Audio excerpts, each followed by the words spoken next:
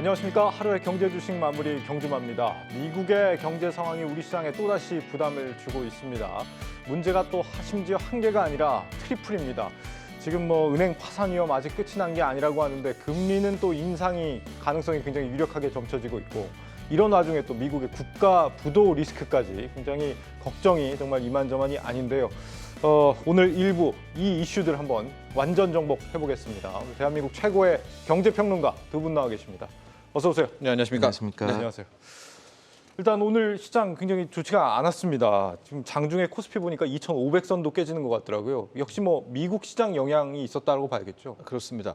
저는 은행 위기는 크게 보고 있지는 않은데요. 이제 네. 내일 새벽에 있을 5월 FOMC 회의에서 정말 작년 한 해 길었던 긴축 정책, 금리 인상의 행진이 정말로 멈추느냐 마느냐를 확인해 보고 싶은 이제 그런 경계감이 하나 있었다라고 볼 수가 있겠고 역시 업종별로 2차 전지가 크게 빠졌던 부분들 또 이제 수급도 완전히 꼬였죠. 개인들은 올인하고 외국인과 기관은 팔고 아마 이 2차 전지의 하락분 때문에 시장이 마치 크게 미국 은행이기 때문에 무너지는 듯한 그런 모습을 보였었지만 네. 결과적으로 내일 새벽에 나올 결과 보고 이제는 주도주가 2차 전지가 계속 갈지 아니면 새로운 친구가 나와서 또 리드할지가 바뀌어가는 그런 시점에 있다, 그런 변곡점에 있다 이렇게 판단하고 있습니다. 네, FOMC 앞둔 경계감이 컸다 이렇게 말씀해 주셨는데 정하우 평론가님은 오늘 어떻게 보셨어요?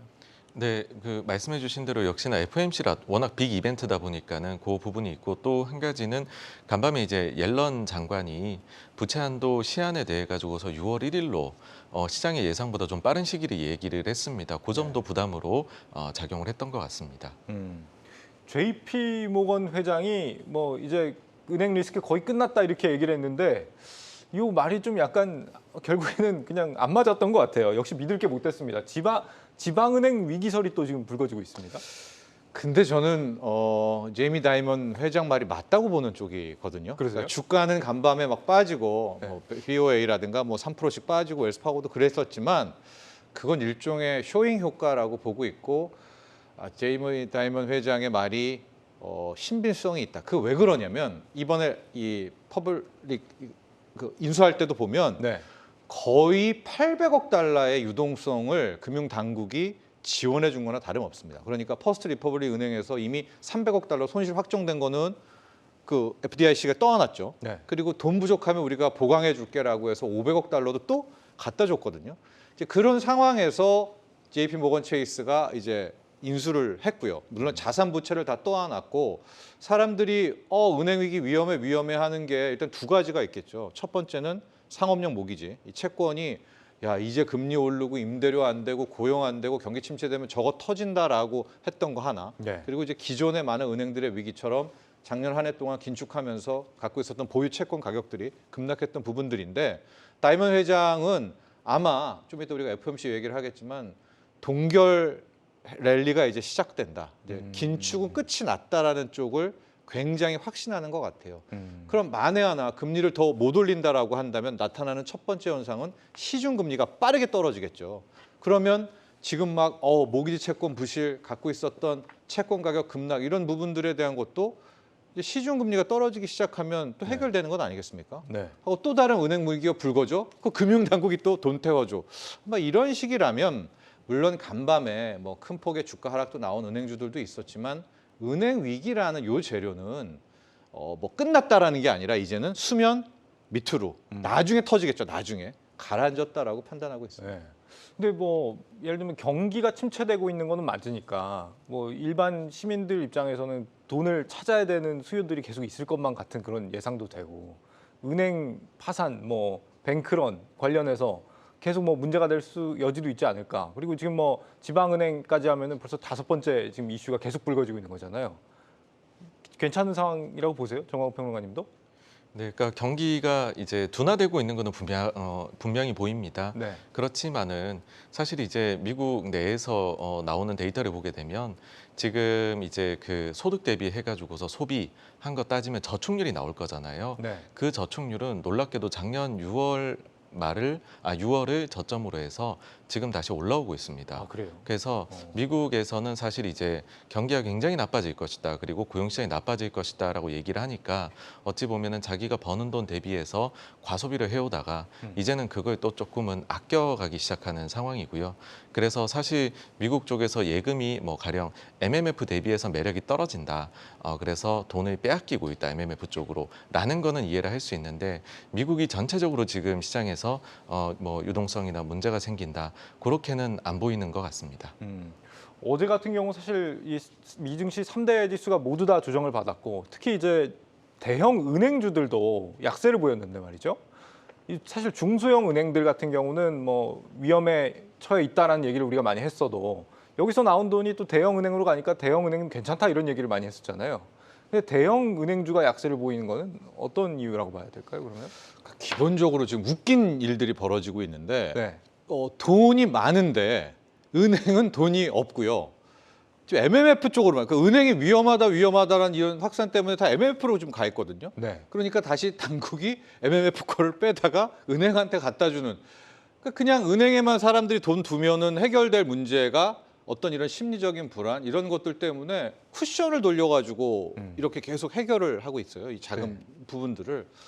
근데 결과적으로 이게 어떤 뭐 큰 시스템 리스크는 아니지 않습니까? 네. 게다가 만에 하나 지금 현재가 작년처럼 어마어마한 금리 인상기라고 한다면 막 자이언트 스텝, 빅 스텝을 밟는다고 한다면 와 이건 진짜 뭐 사단이 나겠지만은 오히려 시중금리는 떨어지고 오늘 밤 이제 내일 새벽에 정말 키포인트는 10년물 국채금리거든요. 네. 정말 3.3대까지도 10년물 국채금리가 떨어지는 시중금리가 이렇게 떨어지게 된다면 글쎄요, 저는 다시 이제 은행 쪽에서 사람들도 이제 은행 괜찮은가 보다라고 하고 뭐 굳이 돈을 빼가지고 MMF에 넣는 뭐 이런 형태는 이제 완화가 된다면 좀 어느 정도 자금 선순환이 나올 수도 있지 않을까.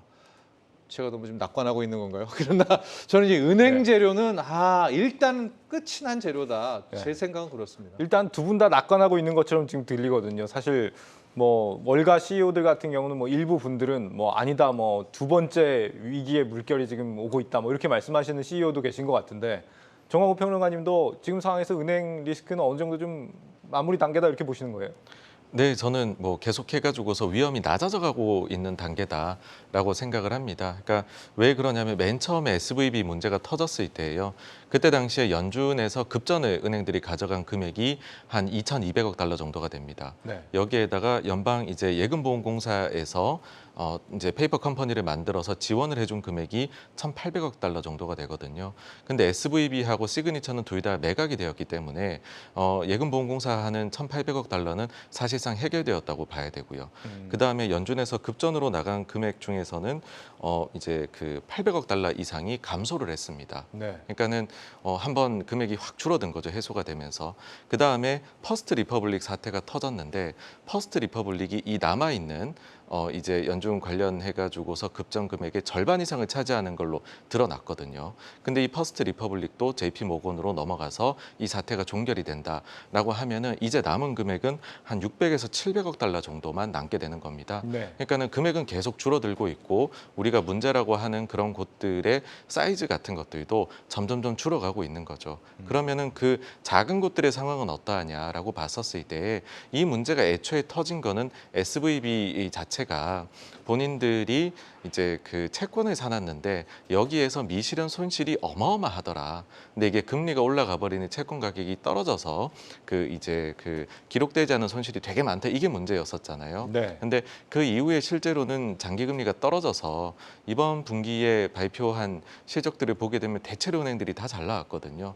그리고 나아가서 지금 언급이 되고 있는 이제 그 소형은행들, 뭐 웨스턴 얼라이언스나 아니면은 팩웨스트나 자이언이나 아니면 이스트 웨스트 뱅크나 이런 데들 같은 경우에는 사실 이 장기 채권 문제가 없는 은행입니다. 그러니까 이것이 차지하는 비중이 굉장히 낮은 은행이거든요. 그래서 이거는 일단은 문제의 결은 다르다. 만약에 이거를 문제 제기한다라고 하면 이거는 이제 다른 쪽, 뭐 정말로 경제가 침체에 빠질 거기 때문에 가지고 있는 대출이 아주 막 문제가 생길 거다. 그런 걸로 이어지는 게 아니다라고 하면 지금까지 우리가 겪은 문제하고는 사실은 이 은행들은 결이 조금 다르고요.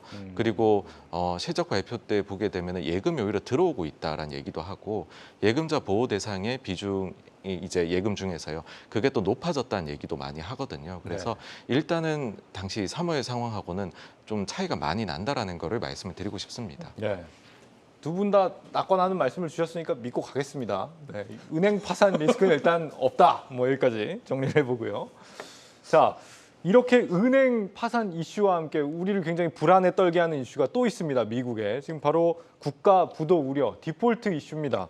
지금처럼 가면은 이제 미 연방 정부가 6월 1일이 되면 디폴트에 빠질 수 있다. 옐런 장관이 지금 이렇게 말을 했단 말이죠. 지금 한 달도 안 남았는데요. 6월 1일이면? 그렇죠. 이미 그 법정 채무 한도 1차 협의와 받던 거는 찼습니다. 한도가. 네. 네, 4경 원 가까운 돈입니다. 여러분 미국이 협의회, 그러니까 큰 광의의 국가 부채도 아니라 협의회 국가 채무가 이미 31조 달러고요. 여기에 우리가 치는 광의의 이제 국가 부채, 뭐 베테랑들한테 퇴역 군인한테 주는 연금 이런 국민연금식 같은 것까지 다 합치면 웰페어 합치면 100조 달러 정도 될 겁니다. 미국이 그 정도의 빚더미에 앉아 있는 나라죠. 그것을 아는 사람은 알고 있었는데 이번에 다시 새삼 깨달았다 이런 분들이 많이 있는데 네. 중요한 건 이 미국이 약간 테크닉을 부려요. 쇼를 펼칩니다. 그러니까 빚을 더 지면 주제에 마치 이게 민주당과 공화당이 뭘 협의를 해가지고 이 채무 한도를 높이는 듯이 맨날 좀 어떤 그리고 우리가 이렇게 함부로 빚지는 나라가 아니야 뭐 그런 모습을 좀 보이거든요. 네. 그러다 언젠가 타결을 보고 그렇습니다. 하고 그러니까 분명히 타결을 또 볼 텐데 이제 두려웠던 건 2011년의 그 사례 때문에 우리가 지금 떨고 있는 거거든요. 네. 그러니까 2011년은 뭐 잘 아시겠지만 합의가 됐어요 결국 티격태격하다가 근데 합의가 되고 12시간 만이었나요? S&P 500이 왜 이따위로 합의를 해? 이런 식으로 왜 전 세계를 불안하게 만들어? 그리고 합의를 했음에도 신용등급을 강등하고 그때부터 주가 폭락이 나왔거든요. 그러니까 이번에도 많은 분들이 두려워하는 거는 합의가 안 되지는 않죠. 거기 공화당들도. 근데 합의가 될 때까지 과정에서 또 신용평가사들이 보고 있다가 이제 남은 게 이제 무디스랑 또 3대 평가사 남아 있지 않습니까? 네. 여기도 강등하면 어떡하지라는 거 하나. 또 합의가 진짜 뭐가 또 다른 리스크가 나오는 거 아니야? 공화당이? 뭐 이런 부분들 때문에 불확실성은 일단 키워가고 있는 겁니다. 그래서 앞서 이제 은행 재료와 이 디폴트 재료가 있다면 저는 이제 은행 재료는 수면 아래로 가라앉으면서 5월 한 달이죠. 6월 1일이라고 했으니까 다시 이 디폴트 재료를 가지고 우리를 또 쥐었다 폈다 할 겁니다. 그러니까 한 번 더 주식을 할 때 마음 편히 하게는 안 두는 것 같아요. 계속 불안한 거예요. 계속 불안하게 합니다. 지금 네. 야당에서는 부채 한도 늘려줄게. 늘릴 거면은 대신에 내년에 너네 정부 예산 확 삭감을 해. 뭐 전기차 보조금 다 줄이고 뭐 이런 식으로 얘기를 하는 거고. 바이든은 이제 내년에 자기 대선도 있는데 지지율 떨어질 텐데 이거 못 받아줘. 이렇게 지금 서로 싸우고 있는 그런 상황이잖아요. 오늘 보니까 백악관에서도 뭐 거기에 대해서 좀 완강하게 거부하는 공화당 안에 대해서 그런 의견을 좀 낸 것 같은데요.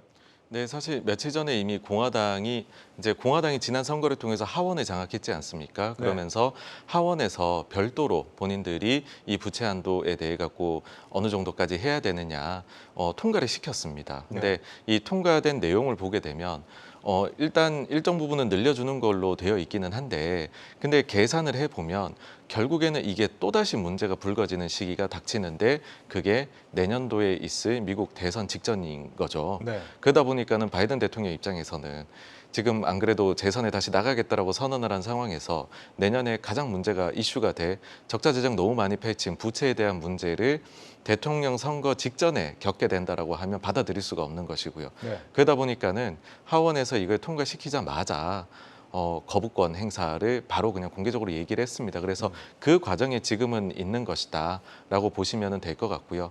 다만 이제 제 생각에는 사실 이제 미국이 그렇다고 해서 극단적으로 협의가 안 될 거냐. 그러니까 많은 분들이 이제 하원을 공화당이 차지했으니까 합의가 좀 어려운 거 아니냐 하시지만은 네. 사실 이게 워낙 큰 건이기 때문에 이거가 잘못돼 가지고서 공무원들이나 이런 데다가 월급이 안 나가고 하면 그러면 그들 입장에서는 공화당을 욕할 가능성이 높거든요. 그래서 이걸 완전히 판을 뒤집어 엎는 거는 제가 볼 때는 아닐 것 같고요. 또 한 가지가 공화당 내에서도 사실은 결집되는 힘이 좀 약하다는 느낌을 받아요.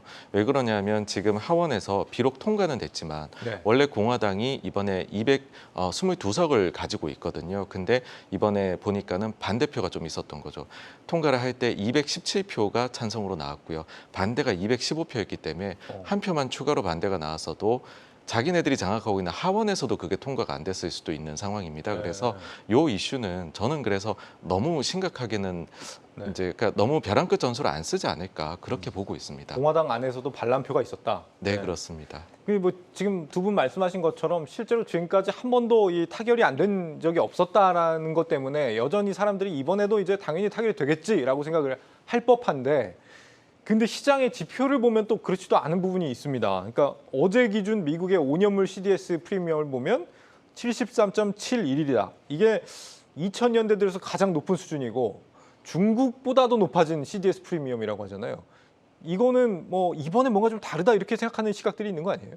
그렇게 해석할 수도 있겠고요. 네. 이젠 미국 전반적인 미국에 대한 의구심, 의혹들이 정말로 많이 있는 그런 시기가 된 것 같습니다. 이제 그런 것들이 법정 채무 한도 협상이라는 걸 놓고 다시 그렇게 CDS가 튀어오르지 않았나라고 보고 있고요. 네. 이제 과거에 그 영란은행을 공격했던 조지 소로스가 있었을 때 그때의 자신의 뭐 오른팔 격대는 스탠리 드랭킨 밀러인가요? 그 이제 새롭게 이번에 이제 달러 숏을 쳤다라고 아예 지금 계속 그 인터뷰를 하고 다니던데 네. 이 정도까지 미국과 달러에 대해서 지금 이제 평가가 나오고 있는 건 아니겠습니까? 그러니까 막 최근에 막 그런 크레딧 디폴트 스왑 오르고 뭐 이런 부분들이 그런 법정 채무 한도를 떠나서 이제 미국이라는 나라, 그동안 패권을 휘둘러왔던 미국과 뭐 기축통화 달러에 대해서 이제 서서히 어떤 좀 역공들이 나오고 있는 것이다. 그거의 이유를 찾다 보니까 이제 그런 게 눈에 보인 것이 아닌가라고 네. 보고 있고요. 만약에 투자적 관점에서 봤을 때 제가 생각하는 최적의 시나리오는 이렇게 저렇게 하다가 이제 협상이 타결이 돼요. 네. 그러면서 빚을 또 이제 한 32조 달러 막 이렇게 또 지겠죠. 네. 한도를 또 높이겠죠. 네. 그런데 사람들이 보고 아 미국이 저렇게 빚이 맞은 나라야. 이거 달러 안 되겠구만 하면서 달러가 약세로 되는 순간이 아마 주식 투자에게는 상당히 좋은 기회겠죠. 특히 신흥국에서는. 네. 그런 쪽도 이거는 뭐 밝은 면이지만요. 브라이트 사이드지만 또 반대 사이드도 있겠지만요. 이제 그런 것들도 우리가 한번 생각을 해보시죠. 예. 네. 보통 타결이 되면 어떤 식으로 되나요? 이게 뭐 야당이 대부분 다 이렇게 양보하면서 끝이 나는 경우가 많아요? 그냥 그 이제 그때 다르다고 말씀을 드릴 수 있을 것 같은데요. 네. 사실상 근데 미국은 좀 보면 적절한 수준에서 네, 양쪽이 좀 합의를 보는 그런 경향이 있었던 것 같습니다. 서로가 조금씩 양보를 하는 네, 정도? 그렇습니다. 네. 이게 만약에 디폴트까지는 안 가겠지만 뭐 그런 예상들 하시더라고요. 이번에 그러니까 야당에서 약간 유예하는 식으로 이 부채한도 협상을 계속 질질 끌고 갈 가능성이 있을 것 같다. 그렇게 될 경우에는 우리 시장 영향은 어떻게 받는 거예요? 네, 그 말씀해주신 그런 전략도 지금 사용할 가능성이 높습니다. 네. 왜냐하면은 결국 이게 다 선거하고 관련이 있는 건데 내년 선거를 앞두고서 이 이슈를 계속 물고 늘어지고 이슈화를 시키고 싶을 거거든요. 공화당 네. 입장에서는요.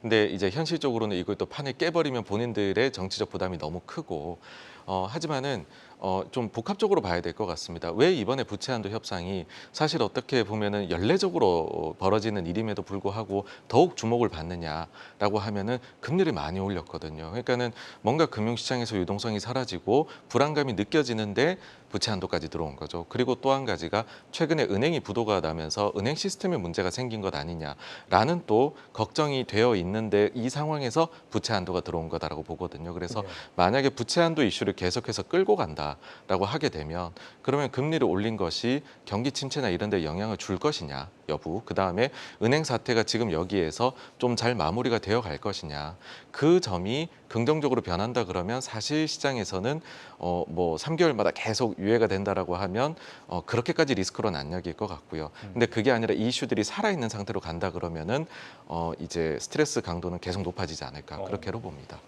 6월 1일이 끝이 아닐 수도 있겠다 이런 생각이 갑자기 불현듯 듭니다. 네. 유가는 지금 왜 떨어지는 겁니까? 지금 달러당 그러니까 70달러 배럴당 70달러대까지 낮아졌잖아요. 원래 뭐 사우디에서 감사한다고 해서 80달러대 초반까지 올라갔던 것 같은데 오늘 떨어진 건 어떤 이유라고 봐야죠? 오늘 뭐 계속 얘기하면서 이거 괜찮다, 이거 괜찮다, 이거 괜찮다 얘기를 했는데 네. 좀 걸리는 게 있습니다. 바로 그게 국제 유가거든요. 예. 제가 생각했던 상승의 그림은 인플레를 타고 같이 이제 주가도 오르는 이런 그림입니다. 그 대신 금리는 내리지는 않지만 동결을 쭉 치면서 그 사이에 시세가 나는 이제 그런 것들을 전망하고 있는데 유가가 만에 하나 여기서 다시 69달러 우리 한번 봤다가 다시 올라갔었잖아요. 네. 근데 지금 70달러 하더라고요. 들어오기 직전에 71달러 또 올라왔나요? 네. WTI가? 많이 떨어진 거예요. 예, 그렇죠. 근데 이게 다시 70달러를 깨고 막 65달러 수준까지 떨어지게 되면 이거 좋아할 일은 아닌 것 같거든요. 이게 그러면 이제 물가 안 오르고 뭐 좋겠네라고 해석할 게 아니라 그거는 경기 침체이자 새로운 이제 악재 시작이라고 저는 보고 있기 때문에 가장 긴장하는 부분이 지금 국제 유가입니다. 네. 이번 주 내라도 다시 60을 안 본 상태에서 77, 80까지 이렇게 쭉 가는 흐름이 나와야지 이대로 유가가 막 65, 60대로 이제 흘러가 버리면 좀 주식도 같이 빠질 거라고 보거든요. 예, 그래서 유가 부분은 상당히 좀 두려운 부분, 특히 예. 간밤에 5%, 6%가 폭락한 그런 상황이 되지 않았었습니까? 네. 이게 어떤 트레이딩이라든가 뭐 선물 관점에서 굉장한 롱 세력을 죽이려고 뭐 이 정도로 밀었는지 아니면은 이제 또 다른 악재인 건지 오늘 밤에 뭐 금리 동결과 함께 막 더 한번 뭐 5% 이상 올리려고 뭐 소위 말 롤러코스터를 만들려는 세력의 뭐 수법인지 그건 누구도 알 수 없지만 중요한 건 유가 하락이면 상당히 좀 주식이라든가 그동안에 했던 상승 시나리오의 중요한 부분이 네. 깨지기 때문에 국제 유가가 이렇게 폭락한 부분들은 상당히 우려되고 있습니다. 그 지금 말씀 나눴던 이 모든 이슈들이 사실 금리 인상하고 굉장히 맞물려 있는 거잖아요. 오늘 밤에 이제 금리 이제 논의를 하게 되고 할 텐데 말씀드렸듯이 이제 경기 침체 때문에 유가도 떨어지고 있고 은행들은 파산 리스크에 뭐 국가 뭐 부도 리스크 막 이렇게 번지고 있는 상황에서 과연 내일 금리 인상 가능할까 싶기도 한데 이 부분은 어떻게 보세요? 일단 뭐 인상이 거의 뭐 이제 시장에서는 인상을 예상을 하고 있고요. 그거를 이제 넘어서 가지고서 과연 동결 힌트를 향후에 줄 것이냐 이게 관건이 될 것 같습니다. 그러니까 지금 현재 이미 채권 시장에서는 가격으로 내일 0.25% 추가 인상에 대한 부분은 반영이 다 되어 있습니다. 그래서 추가로 인상을 한다고 해서 제가 볼 때에는 뭐 시장을 놀래킬 부분은 전혀 아닌 것 같고요. 과연 그러면은 동결의 힌트가 나올 것이냐인데 최근에 보니까는 이 성명서의 문구가 어떻게 바뀔지를 그래서 봐야 된다라는 네. 이야기를 하더라고요. 네. 그래서 요거를 한번 좀 이제 좀 말씀을 드려보면 네. 좀 복잡합니다. 좀 복잡한데 말씀을 드려보면은 쉽게 설명해 주세요. 네. 예. 이 보시면은 문구가 2023년 2월 달에는 ongoing increases였어요. 그러니까 향후 몇 차례 인상이라는 표현이었는데 이게 some additional policy firming으로 바뀌었거든요. 그러면서 이제는 거의 금리 인상이 끝나가는구나라는 거를 힌트를 얻었죠. 근데 그렇게 왜 투자자들이 생각했냐 하면 2005년 6년에 그러했었거든요. 네. 2005년도 11월 달에 measured pace라는 표현을 마지막까지 썼습니다. 그러니까 요거는 25bp씩 계속 금리 인상이라는 표현이거든요. 근데 12월 달에 갑자기 some further measure policy firming으로 지금하고 되게 비슷하죠. 요렇게 표현을 바꾸고요. 그 다음에는 2006년도 1월 달에는 여기서 measured라는 표현을 빼버립니다. 그러고 나서 이제 5월 달이 되어 가지고서는 요 뒤에 yet 아직이라는 표현을 하나를 추가해 가지고서 점점 강도를 낮춰가요. 긴축의 강도를. 그렇게 하고 나서 6월 달에는 some이 아니라 and이라고 앞에 표현을 바꾸고 그 다음에 additional firming이라는 표현으로 바꾸게 되거든요. 그러고 나서 그 6월 달 인상이 마지막 인상이었었습니다. 네. 그래서 이번에 만약에 이제 그 투자자들이 원하는 건 그런 거겠죠. 뭐 썸이 any 정도로 바뀌거나 아니면은 썸 자체가 없어지거나 뭐 어디셔널이 다른 표현으로 바뀌거나 이런 것들을 보면 아, 연준에서 2006년에 했던 것처럼 다음 회의부터는 금리를 이제 동결하겠다라는 힌트를 강하게 주는구나라는 거를 보게 되지 않을까. 이거 그렇게 된다라고 하면은 뭐 시장의 이제 예상 범위이기 때문에 네. 뭐 저는 좋아하지 않을까라고 생각을 합니다. 네. 영어 열심히 봐야겠네요. 예, 봐야겠습니다. 자, 이번이 만약에 마지막 금리 인상이다라고 한다면은 네. 앞으로는 이제 쭉 동결을 하다가 뭔가 금리 인하가 나오는 그 시점까지 동결을 계속 할 거 아니에요. 네. 그 시점까지의 주가 흐름 어떻게 예상하시고 대응 전략도 말씀해 주시면 더 좋고요. 저는 뭐 여러 차례 말씀드렸지만 금리 인하는 안 좋은 거라고 보고 있습니다. 네. 주식시장 그 어떤 우리가 과거 데이터를 봐도 금리를 인하하는데 주가가 오른다? 그건 아닌 것 같거든요. 예, 그러니까 금리 인상과 이제 멈춤이 있겠죠. 동결, 인하 구간이라면 저는 여기 어디에서 이제 인상의 끝 그리고 동결이 나오는 이때까지가 우리에겐 기회가 아닌가라고 보고 있습니다. 그러니까 오히려 뭐 연내에 금리 인하 없다. 지금 금리 인하를 말하는 건 시기상조다라는 그 코멘트가 주식시장에는 나쁜 게 아니라 오히려 저는 괜찮은 말이라고 봅니다. 네. 금리 인하를 한다는 말 자체가 경기 침체를 인정하는 거고 이미 망했기 때문에 금리 인하를 하잖아요. 네. 그래서 저는 올해 금리 인하를 하면 안 되고요. 바랄 것은 이번을 끝으로 이제 동결의 그 시간들이 6월, 7월, 8월, 9월, 12월까지 하반기까지 쫙 가기를. 그럼 저는 이때 구간이 그래도 개인 투자자들이 좀 편하게 주식 투자를 할 수 있지 않을까라고 네. 보고 있습니다. 동결이 길어질수록 유리하다 이런 말씀을 주신 것 같아요. 예, 정광훈 그래서- 평론가님도 동의하신 바세요? 네, 그러니까 동결하고서 내리지 않는다라는 것 자체가 경제가 잘 작동하고 있다는 뜻입니다. 그러니까 인하를 해야 된다는 거는 경제가 도움이 필요하다라는 뜻이거든요. 그러면은 요번에 저는 아마도 여러 질문들이 나올 것 같은데 만약에 동결에 대한 힌트를 준다라고 하면 그러면 그다음부터 인하를 묻고 싶을 거거든요. 근데 평균적으로 보시게 되면 연준이 90년대 이후로 마지막 금리 인상을 하고서 동결한 기간이 평균 11개월입니다. 그러니까는 시장에서도 생각할 겁니다. 아, 내년 1분기 정도에나라고 생각할 거고요. 그게 아니라 더 앞까지 당겨보면 60년대부터 해서 넣게 되면은 이제 7개월이거든요. 그래서 가장 이제 빠르게 잡아도 연말 아니면은 내년 1분기 정도 이런 아마 이제 거에 대해 가지고서 좀 의견을 가지지 않을까 싶고 실제 연준 위원 중에서도 우리가 금리를 이제 어느 정도나 동결해서 끌고 가야 되느냐라고 했을 때 과거 사례를 보면 한 11개월 정도다라고 얘기를 한 바가 있습니다. 네. 내일 새벽 결과까지 한번 좀 기다려 보고요. 두 분과는 여기까지 듣겠습니다. 감사합니다. 감사합니다. 이제 내일 시장을 좀 준비해 보죠. 잠시 쉬었다 갑니다. 채널 그대로 고정 부탁드립니다.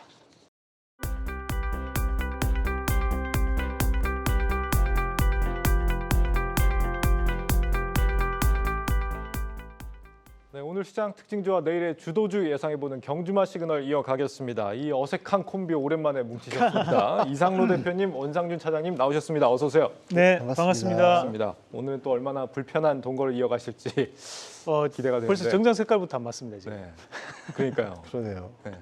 표정은 둘 다 왜 이렇게 밝으시죠, 근데? 아, 네, 알겠습니다. 아니, 이 본론을 들어가기 전에 네. 한 가지 좀 궁금한 게 있어서 TSMC가 이제 미국에서 생산하는 반도체에 대해서 가격을 30% 올리겠다, 올려서 팔겠다 이런 입장을 밝힌 것 같은데 네. 이게 우리 반도체 기업들한테 좋은 거예요, 나쁜 거예요?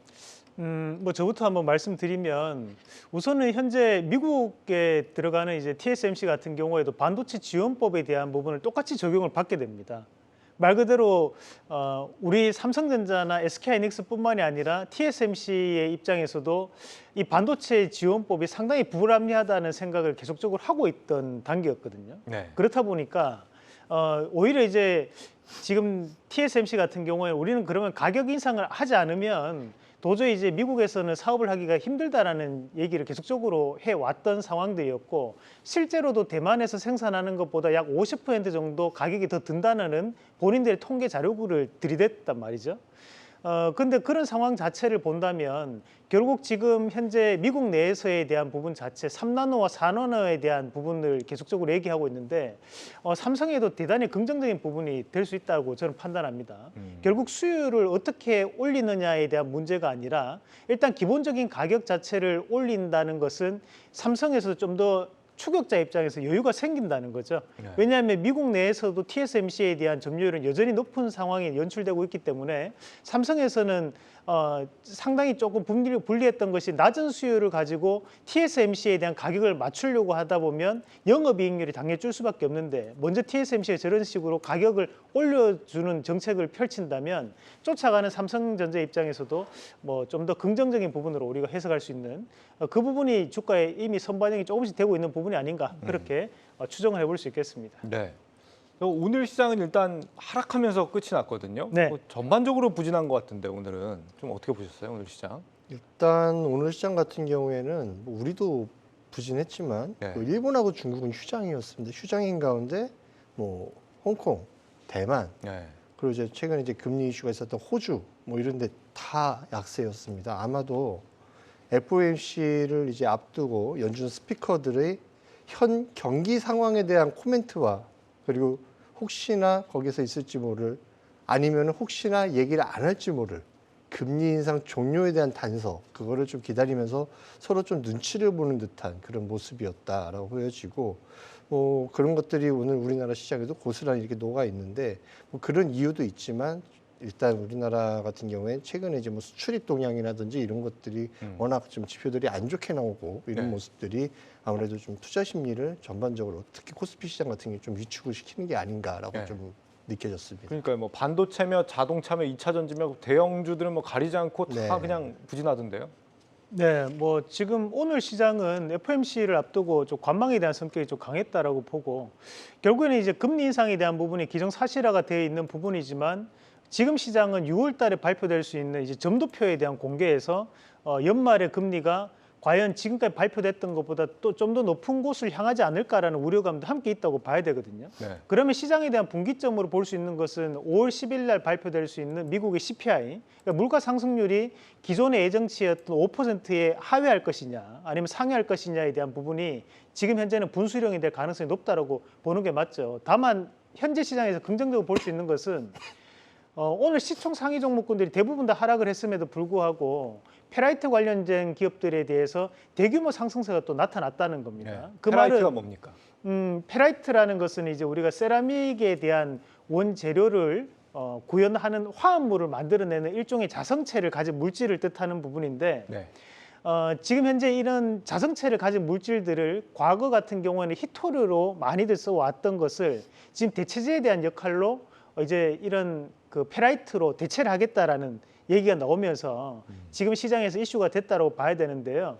다만 지금 현재 이 상황적인 부분 자체에서 페라이트 관련된 기업들이 많이 올랐다는 것은 그만큼 시장에 대한 수급적인 측면에서는 수급에 대한 부분을 실망하고 빠져나가지는 않았다라는 거거든요. 결국 트레이딩을 꾸준하게 진행하고자 하는 세력들은 여전히 시장 안에서 존재를 한다는 거고 이런 수급들 같은 경우에는 결국 선별적인 실적들이 긍정적으로 발표될 때마다 순환매적인 차원에 대한 움직임들은 계속적으로 나타날 수 있기 때문에 지수 자체는 일부 조정은 나타나더라도 시장이 크게 꺾이지는 않을 것이다라는 부분으로 저는 해석을 해봤습니다. 네.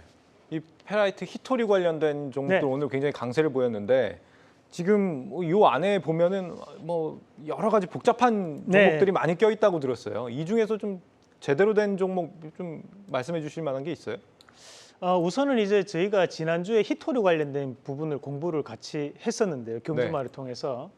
그때 이제 히토류 관련된 기업들 중에서 대장주 역할을 하는 기업이 유니온과 유니온 모티리얼이라는 기업이 있었습니다. 네. 근데 지난주 제가 짤막하게 설명을 했지만 그 기업들이 주로 하는 일이 페라이트를 생산하는 기업이에요. 그렇다 보니까 오늘도 다시 한 번 더 강한 상승을 보였던 모습들이었고 네. 특히 이제 삼화전자 같은 기업들은 직접적으로 페라이트에 대한 매출이 90%가 잡히는 기업이다 보니까 네. 상한가를 갖고 삼화전기나 삼화콘덴서도 함께 그룹주로서에 대한 중요한 역할을 해왔던 부분이라고 보시면 되고 이수페타시스 관련된 이수그룹 내에도 이런 계열사 안에서 우리가 이런 페라이트를 생산하는 또 기업이 있습니다. 그렇다 보니까 일부 이슈가 되는 모습들도 나타나고 있고요. 뭐 우리가 이제 페라이트라는 것이 세라믹 소재를 이용한 자성체를 가진 물질을 만들어내는 화합물을 뜻하는 부분이기 때문에 네. 생각보다는 규모가 대단히 큽니다.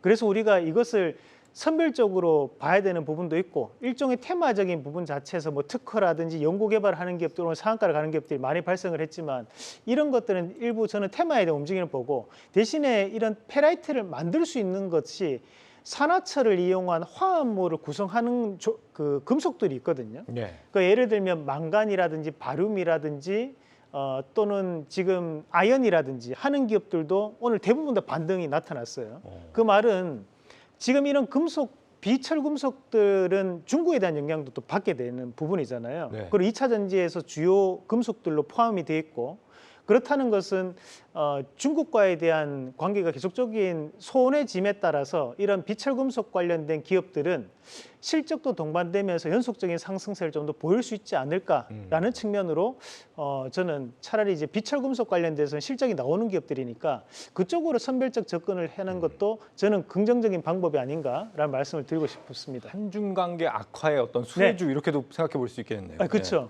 사실 이제 미국과 중국에 대한 사이도 지금 계속적으로 조금은 갈등 양상을 네. 반복하고 있는 과정들이니까 네. 앞으로도 이슈는 될 거라고 봅니다. 알겠습니다. 에코프로 같은 경우는 몸집도 지금 적지 않잖아요. 굉장히 그렇죠. 큰데 하루에 변동성이 8% 이렇게 나오는 건 왜 그런 거예요? 지금 우리가 이번 이제 시장 상승에서 에코프로 그룹이라든지 뭐 각종 2차 전지 종목들 시가총액을 그렇게 많이 이제 크게 키워놨던 것들이 그게 이제 어떤 뭐 기관이라든지 뭐 소위 말하는 외국인이라든지 이런 큰 손들의 그런 매수세에 의한 그게 아니라 이번에는 말 그대로 개인 투자자들의 뭐 강력한 어떤 밈을 형성한 수급의 집중 이런 것들에 따라서 좀 많이 올라왔는데 그 수급의 집중이 있을 때에 개인 투자자들의 그런 신용 물량이라고 하죠. 그런 것들이 굉장히 많이 집중이 됐었습니다. 단기적으로 크게 쏠렸었고 그리고 많이 올라갔다라고 생각하는 어떤 뭐 외국인 투자자들이나 기관에서 나오는 공매도들 그런 공매도들까지 전부 다 그냥 다 소위 말하는 눌러버리는 그래가지고 공매도 세력들이 결국은 손실을 보고 이제 쇼커버를 치면서 손절을 보면서 또 그 물량들이 끌어올리게 하는 네. 그런 식으로 계속 수급의 선순환이 돌면서 올려놨었는데 근데 이제 최근에 4월 말자 정도 20일 전후로부터 해가지고 이제 각 증권사들이 그 신용 매매에 대해서 좀 많이 막죠. 네. 신용을 막고 신용 매매를 더 이상 이제 많이 못하게 개인들이 그렇게 막아놓다 보니까 그런 큰 수급들이 공격적으로 들어올 수 있는 그런 수급들이 좀 제한이 되는 모습들이 나왔었고 그 사이에 이제 공매도 세력들 같은 경우에는 이제 공매도를 좀 많이 집중을 해서 결국은 지수를 많이 좀 뺐어요. 한 8% 정도 코스닥 기준으로 8% 정도 뺐는데 네. 그렇게 빼면서 이제 그 안에서 공매도로 일부 좀 수익을 실현을 하는 그런 모습들이 좀 관측이 됐었습니다. 그래서 그냥 말 그대로 지금 이제 급등락이 큰 거는 강하게 계속 사 들어왔었던 개인 투자자들이 지금 어느 정도 조금 힘이 빠져 있다고 힘이 빠져 있는 이유는 이제 각 증권사들이 그 신용 매매에 대해서 어느 정도 좀 제한을 두고 막아놨기 때문에 수급의 공격적인 유입 자체가 조금 많이 제한된 상태에서 이제 공매도도 나오고 이렇게 되면서 추가적인 고점 갱신이 나오지 않았기 때문에 지금 네. 많이 좀 흔들리는 모습을 좀 관측할 수 있었던 게 아닌가 싶습니다. 알겠습니다. 지금 FOMC도 앞두고 있고 앞서 일부에서도 저희가 디폴트 이슈 같은 거 다뤘지만 굉장히 불안한 요소들이 많잖아요. 근데 사실 오늘 막 떨어지는 거 보면서 약간 유망한 종목들이 떨어지는 거 보니까 야 이렇게 떨어지는 날 내가 주워 담아야 되나? 막 이런 조바심 같은 거 나오고 그랬거든요. 이렇게 중요한 FOMC 같은 큰 이슈를 앞둔 날이지만 떨어졌을 때 오늘이라도 좀 뛰어들었어야 맞았을까요? 어떻게 생각하세요? 뭐 시장을 뭐 우리가 하루하루를 보면서 지금이 저점이다, 고점이다 그렇게 평가할 수는 없는 부분이지만 네. 저는 이 중요한 것은 현재 방향성 자체는 우상향이 나오고 있는 방향성 안에서 생각을 해야 된다고 보거든요. 그러면 이제 하락을 한다는 것은 이제 제한되는 상황이 하락에 대한 부분은 제한되는 부분이라고 봅니다. 그랬을 경우에는 현재 조금 빠져있던 기업들에 대해서는 우리가 충분히 매수에 대한 관점으로 대응할 수 있는 구간이었다고 보고 특히 최근에 뭐 삼성전자라든지 또는 이제 SK하이닉스 같은 이런 반도체 관련된 기업들이 상당 부분 저가 권역으로 빠져 있는 모습들도 나타나고 있고 최근에 또 달려갔던 뭐 자동차 기업들 같은 경우에도 현대차 같은 경우에는 영업이익 측면으로 본다면 2022년도 결산 실적 기준으로 봤을 때 PR이 약 2.5배 정도 수준입니다. 네. 그런데 이 PR이 2.5배라는 것이 말이 안 되죠, 사실. 우리가 시장에 대한 평가를 보수적으로 볼 때 항상 PER 8배에서 11배 정도를 얘기하는데 그런 부분 자체를 얘기하면 국내 기업들에 대한 2분기 실적이 나쁘지 않을 것이다 라는 기대감도 충분히 있다고 보고 오히려 이런 대형주들 같은 경우에는 빠졌을 때는 좀 더 긍정적인 부분으로 우리가 대응을 하시면 충분히 시간이 해결해 줄 거라고 저는 판단합니다. 네. 자, 그런데 이 신용거래 대주잔고가 지난달 역대 최고치를 찍었다라고 합니다. 대주거래는 쉽게 말하면 개인이 하는 공매도 거래를 말하는 거잖아요. 네네네. 개인들이 하락에 베팅하고 있다 이런 의미 아니에요? 그렇죠. 그 하락의 베팅이라고 이제 볼 수가 있는데, 네. 근데 그게 막상 보시면은 그렇게 규모가 크지는 않았다라고 아마 생각을 하실 수가 있을 겁니다. 좀 더 디테일하게 말씀을 드려보면은 지난 이제 4월 달에 늘어난 걸로 집계가 됐어요. 신용대주거래 잔고의 물량이. 네. 그 디테일이 일단은 패시브 자금들이 굉장히 많이 관여를 하는 게 이제 삼성전자랑 하이닉스인데 그 두 종목을 제외를 하고 봤을 때 대차 잔고 물량 기준으로 거래소의 경우에는 한 150억 이상 들어온 종목이 포스코 퓨처엔, LG에너지솔루션, 삼성 SDI 이런 종목들이 들어가 있고요. 코스닥 시장 같은 경우에는 150억 이상 쌓여 있는 종목이 에코프로랑 에코비 두 종목 그렇게 있습니다. 즉 거래소, 코스닥 공통으로 2차 전지라는 특정 섹터에 그 소위 말하는 숏이 집중되어 있음을 알 수가 있는데요. 코스닥의 경우에는 시장 전체에서 2차 전지 종목이 차지하는 비중이 시가총액 20위 이내 종목들 기준으로 이렇게 놓고 보면은 15%가 안 되기는 하지만, 근데 2차 전지 섹터의 종목의 흐름에 따라서 코스닥 시장의 지수의 흐름도 4월 한 20일 전후부터 해가지고 매우 유사하게 움직였기 때문에 일단 지난 4월 달 후반부터 나왔었던 공매도 주체들 같은 경우에는 2차 전지에 대한 하방 포지션을 구축을 해서 일단 단기적으로 8에서 10% 정도 코스닥 시장의 전체적인 하락을 주도를 했으니까 일단 그 공매도 소위 말하는 공매도 세력들 같은 경우 소기의 목적은 어느 정도 달성을 하지 않았을까라고 생각을 합니다.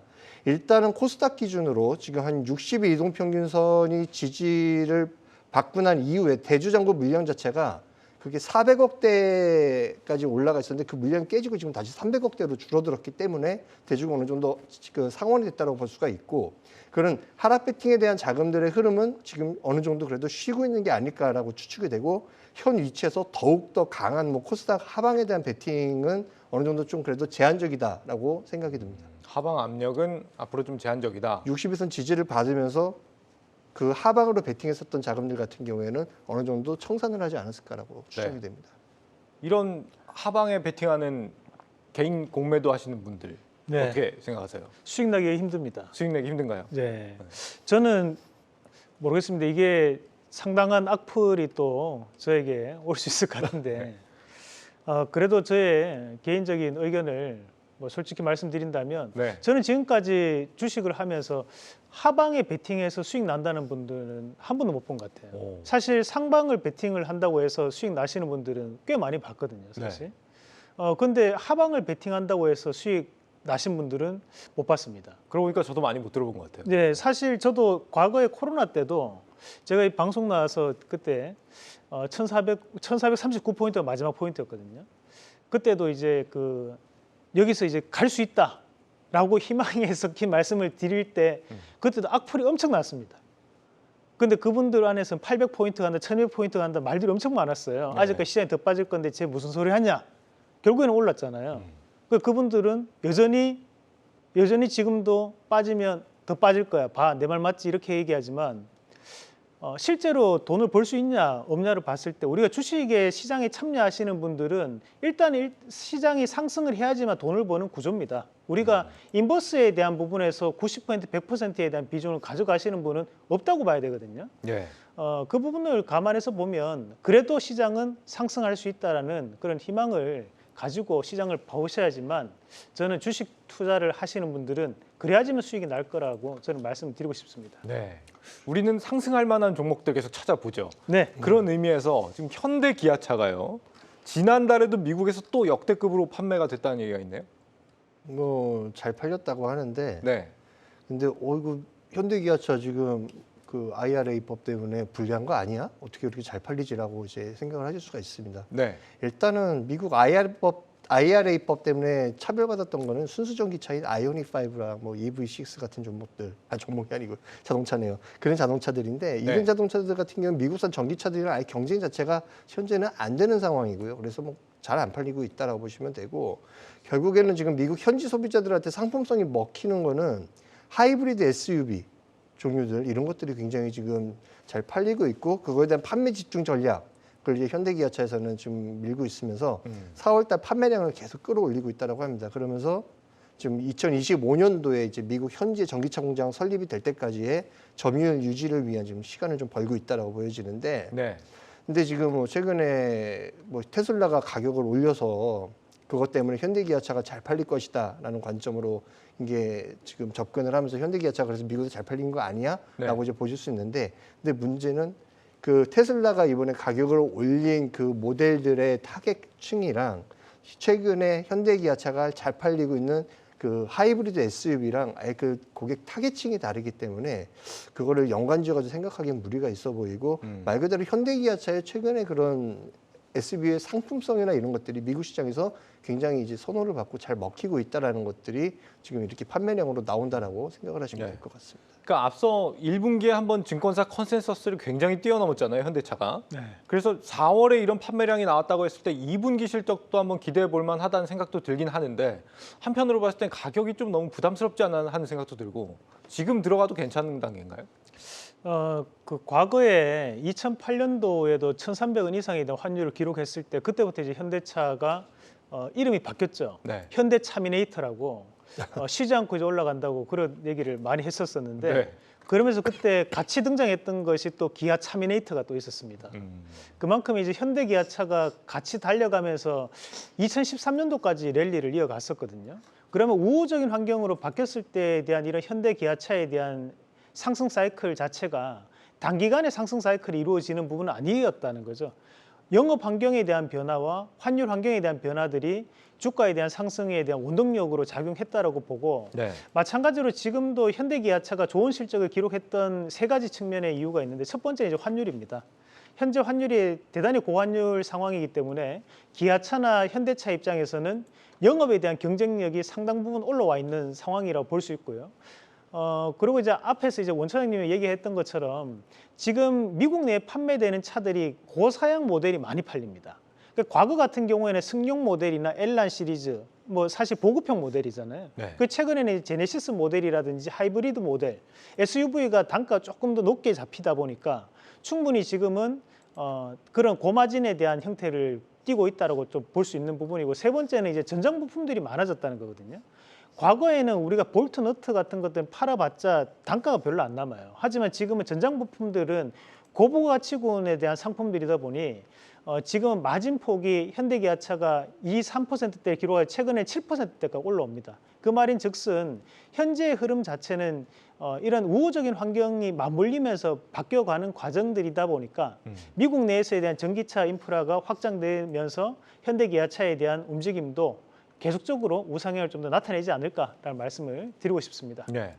그럼 여기에 걸맞춰서 전장 부품 쪽 관련 업체에 투자하는 것도 괜찮은 방법 아니에요? 뭐 삼성, LG 이런 쪽 전장 잘하잖아요.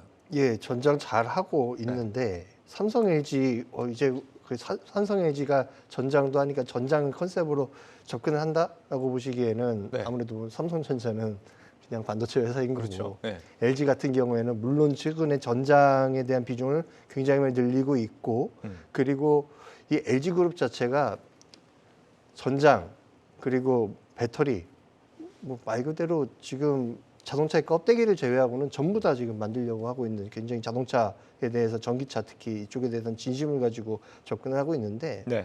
그렇게 되면은 차라리 LG 그룹 회사들이랑 돈독한 관계를 계속 가지고 갈 수 있는 그 전장 사업을 하는 회사들이 있습니다. 네. 그런 1차 벤더 하청 관련된 업체들 이런 쪽들로도 한번 좀 뭐 신성델타테크 같은 회사들이 될 수가 있는데 그런 회사들로 좀 리스트업을 하고 계속 LG 그룹으로부터 전장 관련된 부품에 대한 수주를 이제 득해 오는지 이런 것들을 확인하시면서 좀 중장기로 계속 크게 끌고 가실 수도 있지 않을까라고 생각을 합니다. 전장 쪽 말씀을 해주셨고 혹시 네. 뭐 또 이 현대차, 기아 실적과 맞물려서 네. 같이 좀 생각해 볼 만한 다른 데가 있을까요? 일단 미국 본토에 있는 요즘 유행하는 것이 엘라바마 조지아거든요. 네. 그러니까 결국 이제 엘라바마는 그 미국 내에서 현대차에 대한 부품 기지들이 모여 있는 곳이고, 조지아는 이제 기아차에 대한 또 부품 기지들이 또 모여 있는 곳이다 보니까 최근 들어서 그에 따른 관련된 기업들의 움직임이 대단히 좋습니다. 자동차 부품주들이죠. 그러면 그런 자동차 부품주들이 우리가 이미 알고 있는 기업들은 뭐 SL이라든지 화신이라든지 또는 서현이와 이런 기업들이 많이 알려져 있는 기업들인데, 네.